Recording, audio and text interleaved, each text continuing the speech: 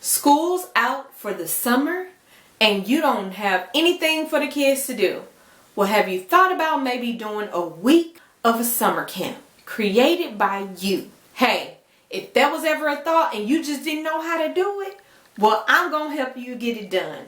So come on, sit down. I'm Tiffany and this is my take.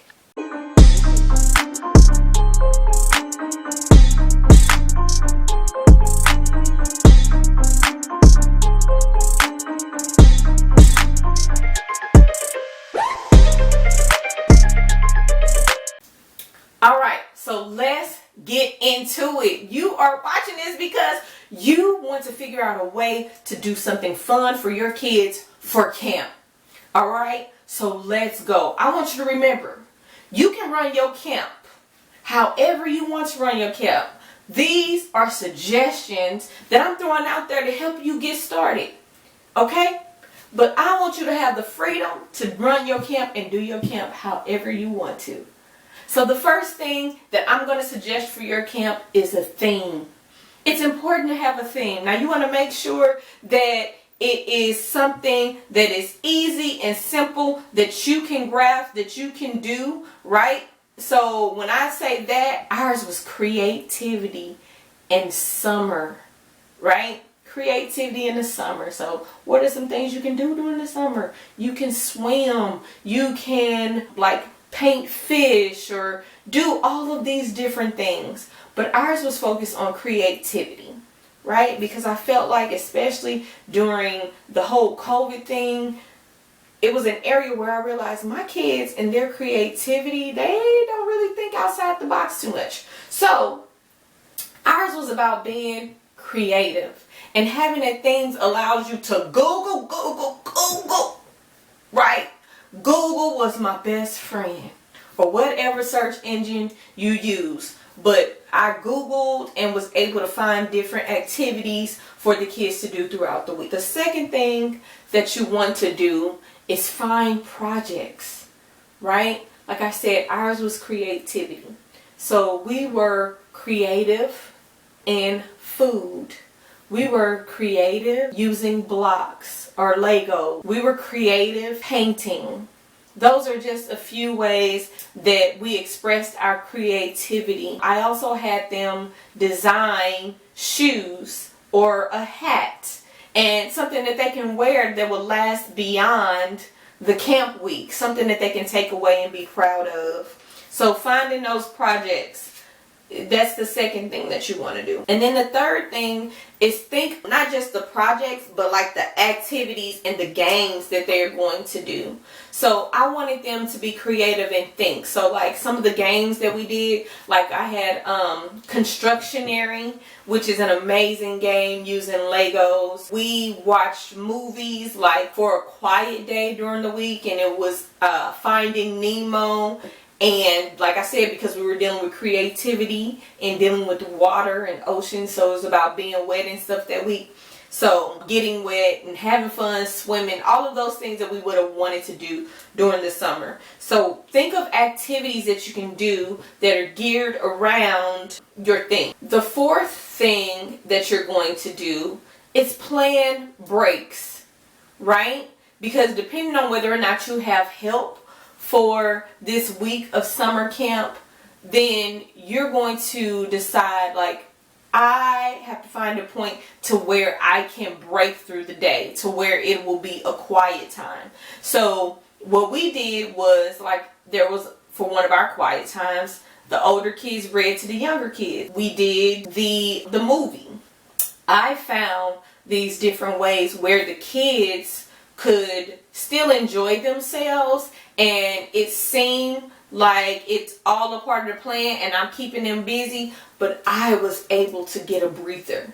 Because that's the key. Because this week is going to be fun filled, and you're going to have your energy, because you are not just the camp director, but you're also the camp leader and all of that. And one thing that we love about camp is the energy that camp has. Like, you never want it to end, right? So you want to make sure that you're able to give them that energy, and the way that you're able to give them that energy is by taking breaks. The fifth thing that you are going to do is create a meal plan.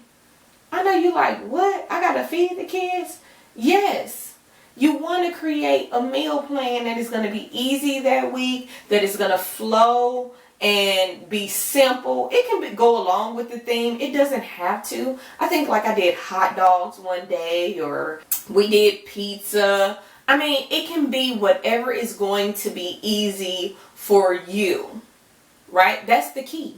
The key is it being easy for you, but fun for them. So create a meal plan. And then the sixth thing is going to be to calculate the cost per person. And the reason why I included that is because I'm a budget person. Like, I like to know what I'm spending and what I'm getting into. And the cost of everything is going to be different, whether it just be your kids or other people's kids or family or whatever. And let me tell you something. The moment that you tell somebody that you planning on doing a camp for your kids, they're going to be like, oh, that sounds like fun, but I can't do that. Can my kids come? And when you have calculated the cost, you'll be able to be like, you know what? Yes, they can come. This is how much it's going to cost. This is how much materials are going to cost. This is how much the food is going to cost. So this is what I'm going to need you to pay me for your child to come to camp. See? So now you can even use that as a way to get a little funds, going if you don't have any funds during the summer. The seventh thing that you want to do after you got everything calculated and all of that, I know some people may like, pick the week first, but you may or may not be able to do it. So I say come up with everything first, right? And then that way you always have that in your back pocket. And then the seventh thing to do is to pick out times. So to understand and be like, because if you do have people coming over and being a part, you don't want them being like, oh, this day I'm leaving the kids here until 6, and then this day they're here to noon. No, you calculate and figure it out and say, okay, camp is going to be from 9 to 5, right? So for us, what I did is that I talked to my family members, because it was during COVID. And so I just made sure that I scheduled it around the time that people were either working, so that way their kids could be somewhere doing something at least for 1 week while they were at work. So I had arrival time for camp to be between 8:30, 9. And the official camp time was from 10 to 5, but the kids were to be picked up by 6. So you see what I'm saying? So it allowed them to get their kids there. It allowed enough time for the kids to have fun. And then that last hour would just be like them having free time, or sometimes they even help me clean up or just whatever, and giving them the time to hang out as cousins and siblings, right? But it still allowed them that time, and it allowed the parents the time to come and get the kids. So after you got the time for everything, of course you want to select your week. So you got your time. So you can, I say 7, and then 8 is picking the week, but they intertwine. So if you just put it all on 7, you could. But for me, and since it's my show, I'm saying number 8, pick the week. Okay? So pick the week. And then after that, number 9 is going to be to contact all the parents who are participating. So that is going to be close to the final thing that you do. And that is just making sure you contact everybody, let them know the times, let them know what you plan on serving, and giving them the details, because it's important. And I like for my friends and family, especially if their kids are involved, to kind of know what's going on. So that way, if it's something that their kids may not want to eat, or if it's something that they may not want to do, they can bring another activity, or even have their kid pack the lunch for that day. And I didn't include this, but we also did snack too. So it was like I did lunch and I did a snack. Okay? So it was actually 2 snacks. We had a morning, like kind of like something in the morning, and then we had lunch. And then we did the afternoon snack when things were winding down. And then 10, the final thing is to have fun. that is so important, because if you are putting this camp together, if you're not getting any enjoyment out of it, then it defeats the purpose. And I say that because your heart was to do it for the kids. And if seeing the kids happy, it should make you happy. At least that is my opinion, right? But I think it's also good for kids to see you enjoying yourself as well. So I want you to make sure that as you're creating the fun for them, that you're also participating in the fun. I hope that this video helps you, and I hope that you're able to create a camp that will be memorable for years to come.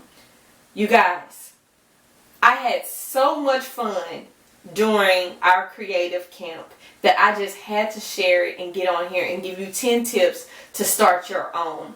It has been awesome talking to you. Please don't forget to like, comment, and subscribe, and share this video if it was helpful to you. I'm Tiffany, and this is my take on it.